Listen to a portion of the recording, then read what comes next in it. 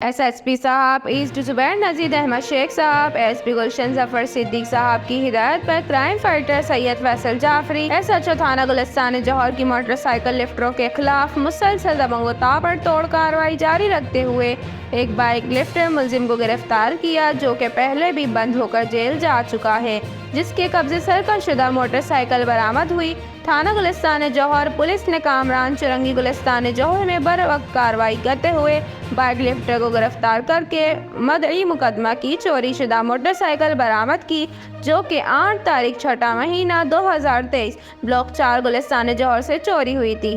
گرفتار شدہ ملزم قدیر احمد ولد حضور بخش سرقت شدہ موٹر سائیکل نمبر کے FN2490 یونیک 70 برنگسیا، انجن نمبر 324401، چیسس نمبر 965799۔ گرفتار شدہ ملزم کی کرمنل ریکارڈ کی تفصیل ذیل ہے۔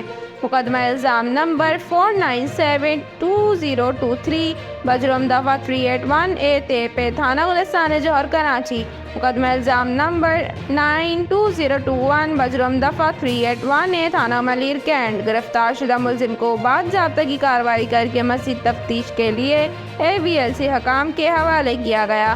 SHO سید فیصل جعفری، کرائم فائٹر گلستان جوہر ایسٹ کراچی۔ اسی کے ساتھ مزید معلومات کے لیے دیکھتے رہیے MIM نیوز۔